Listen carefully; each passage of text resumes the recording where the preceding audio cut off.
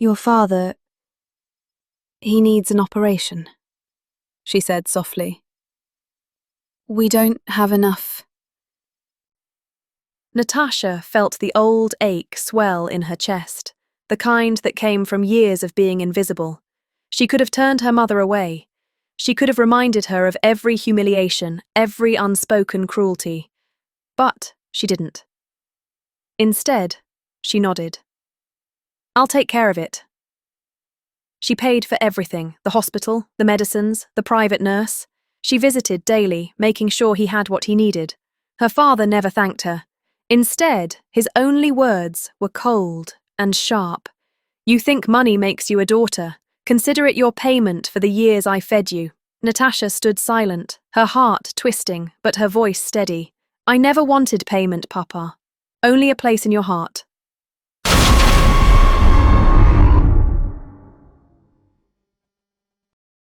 From the moment Natasha was born, there was a question hanging over her head, one that would shape her entire life. Her father, Roberto, had returned home after a year-long separation from her mother. Months later, Clara, cradling an infant with grey-green eyes that mirrored neither his nor hers.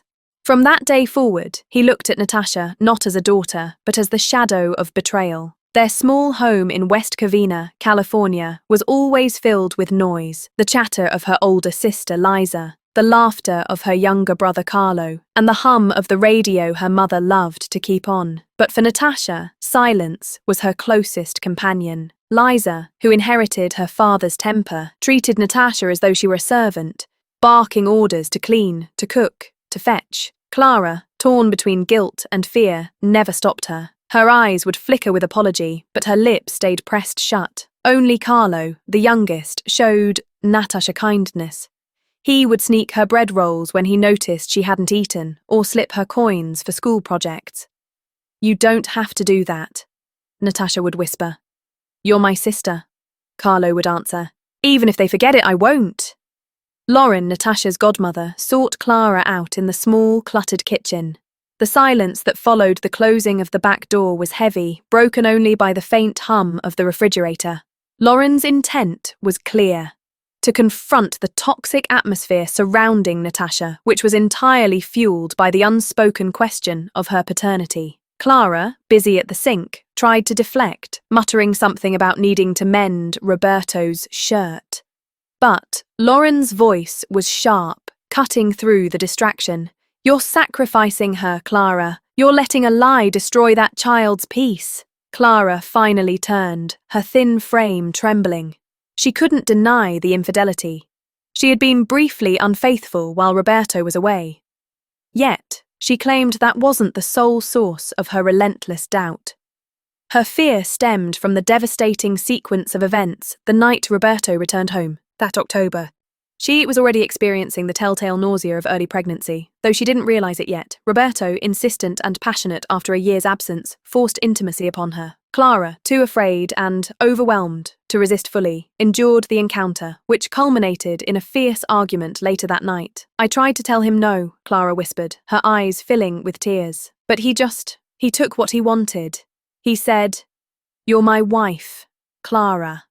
Stop fighting me."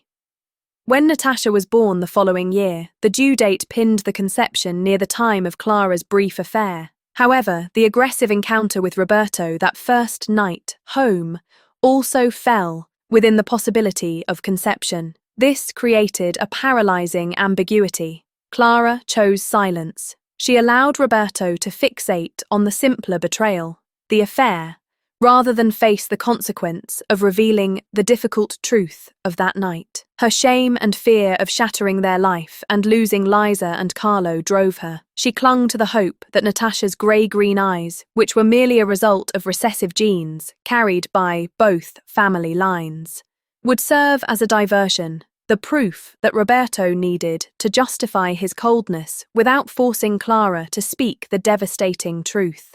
She could not definitively confirm Natasha was his, and she used that uncertainty as a shield to protect her marriage, turning her daughter into a symbol of betrayal in the process. As the sisters grew older, Liza's cruelty sharpened, no longer childish teasing, but deliberate humiliation. When Natasha entered middle school, Liza began assigning her chores that bordered on punishment. "You're home early," Liza would say, tossing her shoes aside. "Good, the laundry's waiting, and don't forget to iron Dad's shirts before dinner." Natasha would nod, quietly setting her school books aside. Her fingers would be sore from scrubbing, her uniform still damp with sweat, but she never complained. Sometimes Liza made her do the chores twice. "You missed a spot," she'd sneer, pointing at an imaginary speck on the counter. "Do it again. Maybe you'll get it right next time." One evening, when Natasha was 14, she was invited to a classmate's birthday party. She'd spent the whole week saving up for a small gift, a notebook set and pen she'd bought from the dollar store. But when she came downstairs dressed neatly, Liza laughed. "Where do you think you're going?" "To Maria's party," Natasha said softly. "Party? You? You think anyone wants you there? You're just going to embarrass yourself." When Natasha didn't answer, Liza grabbed the gift bag and dropped it into the trash. "You're not going anywhere until the dishes are done. All of them." By the time Natasha finished, the party was over. She sat in her small room at the back of the house, staring at the single poster she'd taped to the wall, a reminder that somewhere life was bigger than this. Another time, in high school, Natasha received a certificate for topping her class in math. Excited, she showed it to her family at dinner. Liza rolled her eyes. "So what? You think being good at math makes you special? Try cooking something decent instead." Their father chuckled without humor. "Books don't feed you, Natasha, remember that?" Clara stayed quiet, her hands trembling slightly as she cleared the plates. Later that night, Natasha overheard Liza whispering to a friend on the phone, "She's not even really one of us. That's why Dad can't stand her. She should be thankful we even let her stay here." Natasha cried silently that night, but by morning she smiled as if nothing had happened. Through it all, Lauren, her godmother, was the only constant warmth. She was the one who picked Natasha up from school on rainy days, who brought her old books, who taught her how to braid her hair. Every recognition day, Lauren stood proudly in the audience, her eyes shimmering as she placed the medal around Natasha's neck. "You shine because you choose to," Lauren would whisper. "Never let anyone dim that." And Natasha didn't. Years passed, and Natasha's perseverance bore fruit. She earned a scholarship to university, working nights at a small cafe to pay for what her scholarship didn't cover. When she graduated magna cum laude, her photo appeared in the local newspaper. Her father never mentioned it. Liza called it luck. Carlo, now working abroad, sent her flowers with a note that simply read, "You did it." Natasha built a life of her own. As a computer analyst, she worked hard, rising quickly through the ranks. She travelled, she bought her own apartment in Pasadena, and she sent money, quietly, to her mother, never forgetting the woman who, despite her silence, still gave her life. But some wounds run too deep to heal on their own. When her father suffered a major heart attack, and was told he needed surgery, Clara came to Natasha's office one rainy afternoon. She stood at the door like a ghost from another time, thin, trembling, and ashamed. "Your father, he needs an operation," she said softly. "We don't have enough." Natasha felt the old ache swell in her chest, the kind that came from years of being invisible. She could have turned her mother away. She could have reminded her of every humiliation, every unspoken cruelty. But she didn't. Instead, she nodded. "I'll take care of it." She paid for everything, the hospital, the medicines, the private nurse. She visited daily, making sure he had what he needed. Her father never thanked her. Instead, his only words were cold and sharp. "You think money makes you a daughter. Consider it your payment for the years I fed you."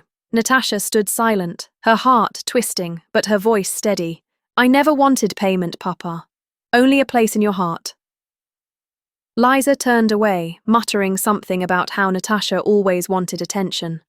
Her brother Carlo, who had flown home to help, looked at Natasha with quiet sadness. He knew she had given more than any of them ever could. A month after the surgery, the small house in West Covina felt oppressively quiet, filled with the scent of sterile linens and old wood. The hired caregiver was off for a couple of days, leaving the silence even heavier. Natasha walked into the living room and found her father, Roberto, sunk deep into his favourite armchair. His breathing was shallow, his movements hesitant, but his eyes were fixed on the flickering baseball game, holding on to a semblance of normalcy. Clara shuffled in from the kitchen, her body frail and her face etched with exhaustion. She held a steaming bowl of soup, which she placed carefully on the small side table next to his medications, and a glass of water. Natasha stood near the entrance, watching the man whose coldness had defined her life, wondering how to deliver the life-altering truth contained in the sealed envelope tucked inside her purse. She felt the heavy weight of the paternity test results, the proof he was wrong, the proof she was his, and the agonizing certainty that delivering it now would either shatter his final days or grant him a moment of ultimate painful clarity. Roberto coughed, a dry, rattling sound, and looked past the television screen toward Natasha. His eyes were flat, devoid of warmth. "The rose bushes," he rasped, his voice barely audible over the commentators. "And those ferns, they're dry. Liza's busy with her children today." He didn't look at her when he spoke.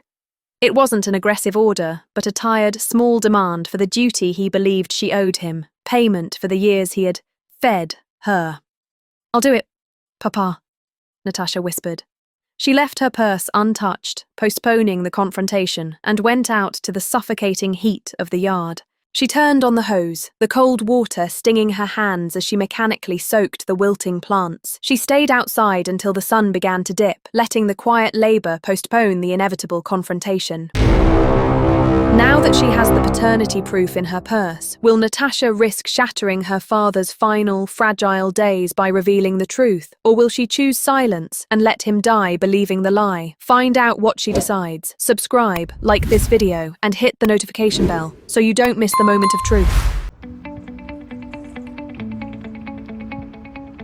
When she returned, the house was silent. The baseball game was still playing, broadcasting the cheerful roar of the crowd, but the living room felt cold. Roberto was slumped forward, his head resting awkwardly on the small table next to him. The glass of water was knocked over, and a few white pills lay scattered, wet, on the wood. Clara was already there, her body shaking as she held his frail hand, her silent, choked cries swallowed by the living room's heavy silence. Roberto was dead. 4 days later, the family gathered at the small laminate dining table after the neighbours and mourners had left. The air was thick with residual grief, the smell of stale coffee, and unspoken tension. Roberto's chair at the head of the table stood empty. A stark, profound absence. Clara sat across from it, her eyes red and vacant, unable to look away from the void. Liza picked at a casserole, her face pale and pinched, while Carlo sat beside Natasha, his hand resting lightly on her arm. Natasha finally broke the silence. Her voice, though low, cut through the quiet like broken glass. "Mama," she said, her eyes fixed on Clara. "We need to talk about the truth." Clara's thin frame flinched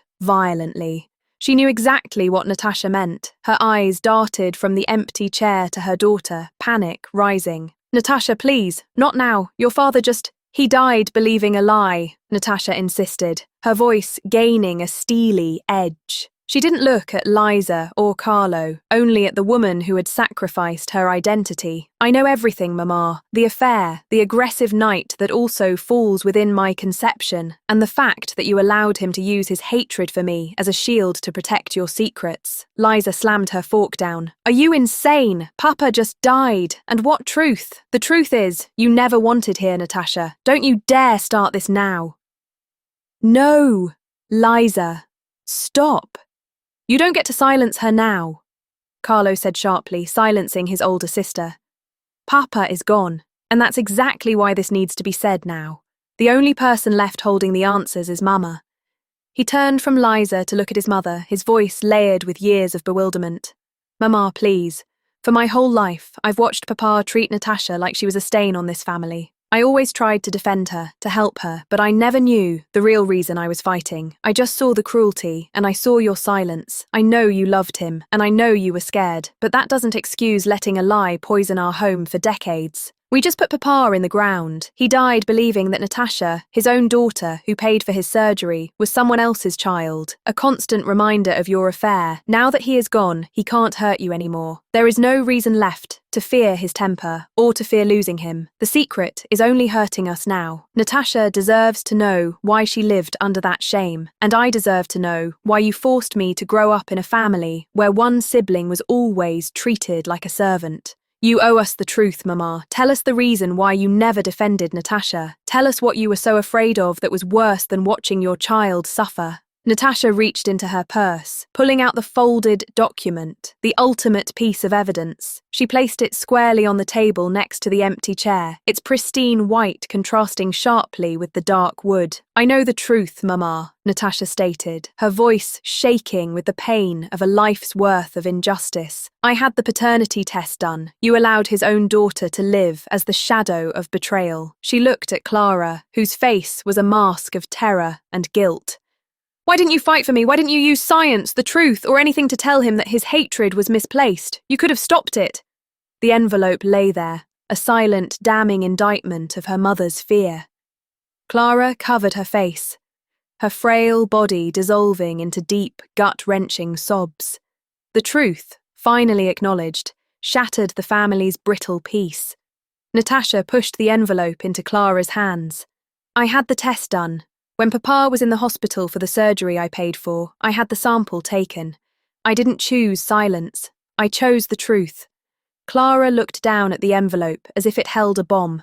All her life, she had been too terrified to seek the answer herself, certain that confirmation of the affair would shatter her marriage. She clung to the ambiguity as her shield. It's the paternity test, Mama, Natasha whispered.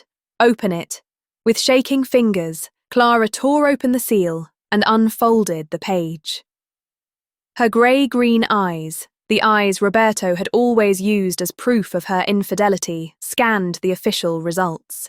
The words, probability of paternity, 99.99%, swam before her. Clara's knees buckled. She let out a choked, primal cry that had no sound, only pain. No, no, no, she wept, clutching her chest. It was him. He was the father all along.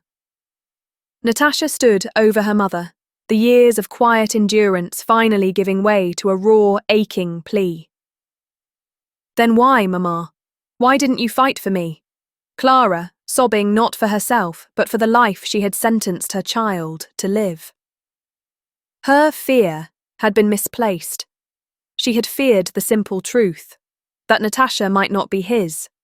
So much that she allowed the complex, agonizing truth that Natasha was his yet born under a cloud of shame to destroy her daughter's childhood. I was so scared, Clara wailed. I was scared of him, scared of losing everything. And I was so ashamed. I thought the grey-green eyes were proof enough for him to hate you, so I didn't have to tell him what he did to me. I weaponized your identity to keep my secrets. I failed as mother. Natasha, I am so sorry. Forgive me. I forgave you a long time ago, Mama, Natasha said, her voice hollow. But I can't live here, and I can't be the daughter you let them see. Liza stared at the paper, her face pale, the decades of her own spite suddenly making cold, terrifying sense. Carlo didn't move. His face was a portrait of sorrow, recognizing the full extent of his mother's sacrifice and his sister's suffering. She stood up and walked away, leaving Clara crumpled on the chair, finally facing the depth of the betrayal she had committed against her own child, not just to Roberto, but to the daughter who was his, after all. Natasha's legs felt like concrete blocks as she walked toward the front door, the envelope and the devastation it had wrought left behind on the dining table. But a raw, visceral need, not for vengeance, but for simple acknowledgement, made her stop in the hallway. She turned slowly, her gaze sweeping past Carlo, who looked utterly broken, and landing on Liza. Her older sister was still sitting at the table, clutching the after paper. Her face, a sickening shade of white. Liza had no tears, only a look of profound, cold disbelief. The decades of spite and cruelty were now laid bare, exposed as a massive, unforgivable error. It's not my fault, Liza whispered, her voice a reedy defense against the truth. She should have just told us. She let us believe. Natasha took a step back toward her, her own exhaustion replaced by a cold clarity she hadn't felt since she was a little girl scrubbing floors. You didn't need a reason, Liza. You just needed an excuse, and Mama gave you one, a perfect, unspoken one. Liza finally looked up, her grey-green eyes, the same shade as Natasha's, a shade she had always seen as proof of their separation, flashing with a last spark of the old, vicious anger. He wasn't your father. Not really. You were the problem. You were the affair baby. You were the reason our family was messed up. No. Natasha's voice was low, but it commanded silence. I was his daughter, and I was born because Mama was afraid to tell him he had taken what he wanted that night. You were cruel because you're cruel, Liza. The lie just gave your ugliness a job to do. Carlo rose from the table, placing a restraining hand on Liza's shoulder. Stop it, Liza. It's over. Liza shrugged him off, rising to face Natasha fully. So now what? You want an apology? You want me to say sorry for every chore, every word, every year? You think a piece of paper fixes what you put us through? You never wondered why I was a maid in my own home? Natasha asked, a faint, bitter smile touching her lips. You never wondered why the man who fed you, clothed you, and loved you treated your sister like trash? No, Liza, you didn't. Because you were happy to be his favourite. You needed me to be the outsider, so you could stay safe, inside. She looked directly into Liza's eyes, not with hatred, but with a weary finality. I don't want your apology. An apology is just words, and the truth doesn't fix anything, Liza. It doesn't give me back the birthday parties, or the kind words, or the father who should have held me instead of hating me. Natasha reached into her purse and took out her checkbook. She scribbled quickly, her handwriting neat and determined, and tore off the page.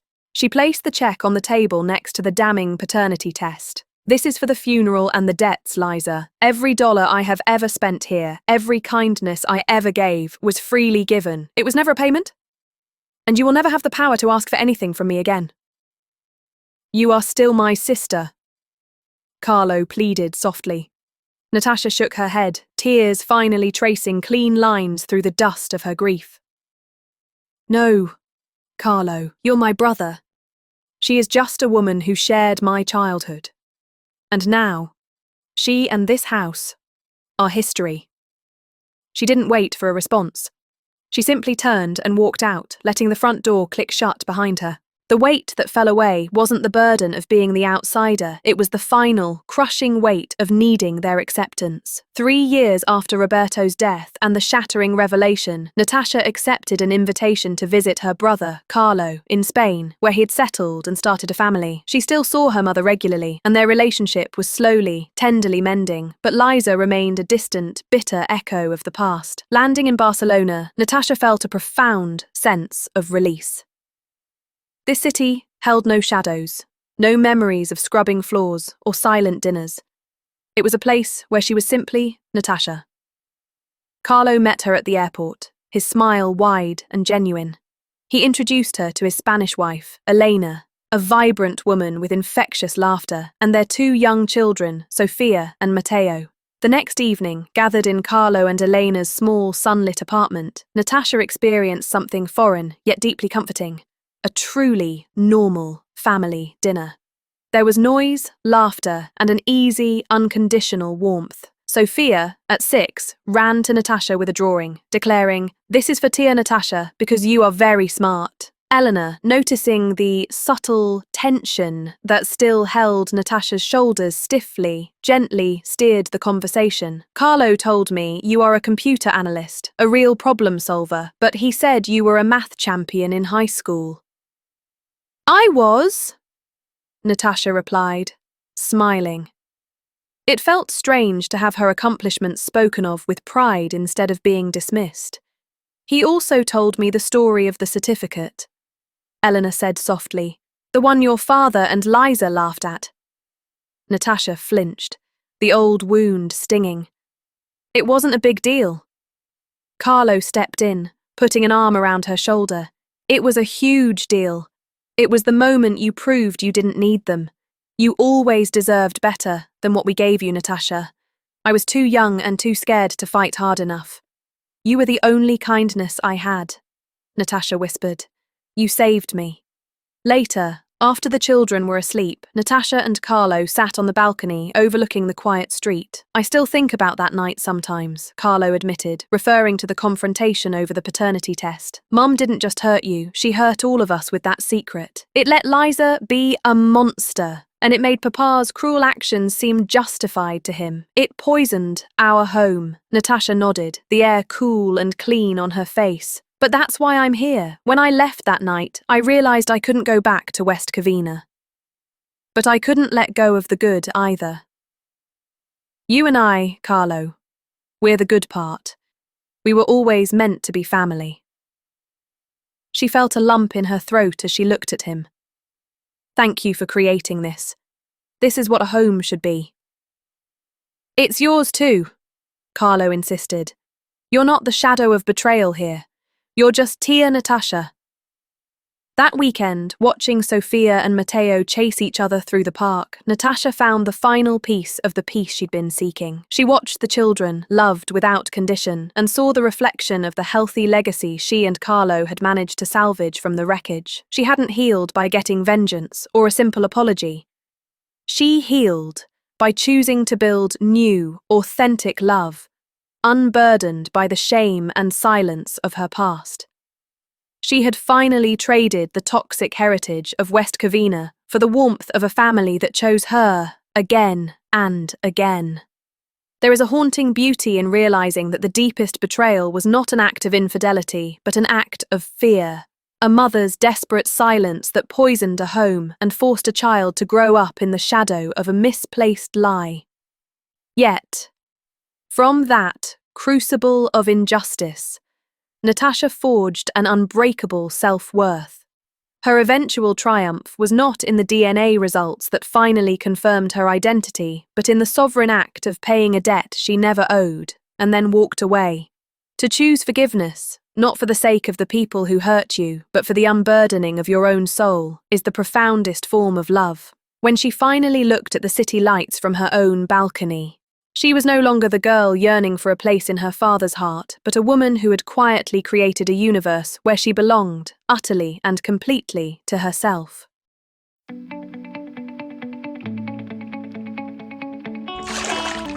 Thank you for watching. Watch out for our next story.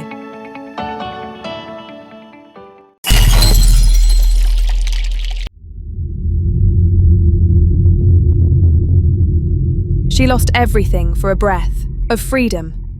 17 years later, the carpenter is back. But the secret he kept will shatter them all.